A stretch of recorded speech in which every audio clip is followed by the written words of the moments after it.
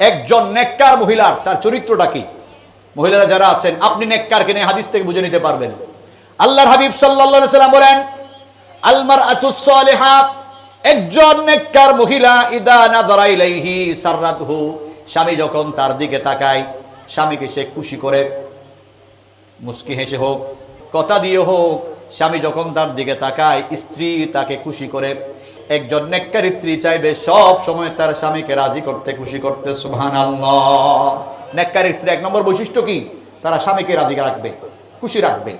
দুই নম্বর বৈশিষ্ট্য, রাসূল করিম সাল্লাল্লাহু আলাইহি সাল্লাম বলেন, ওয়া ইযা মারাহা আতাআতহু, স্বামী যখন তাকে কোনো আদেশ দিবে, ওই আদেশকে সঙ্গে সঙ্গে সে পালন করবে।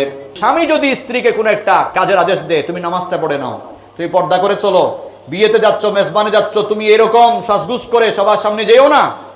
কারণ একজন মহিলার সাজগোজ, তার পোশাক আশাক, তার রূপ লাবণ্য দেখার একমাত্র হকদার অধিকার হলো তার স্বামী। স্ত্রী যদি সাজগুজ করে বাইরে যায়, যতগুলো পরপুরুষে দেখবে, প্রত্যেকটা পরপুরুষের নজরের কারণে জেনার গুনাহ ওই মহিলার আমলনামায় লিখে দেওয়া হবে। একজন নেককার মহিলার চরিত্র তিনটি।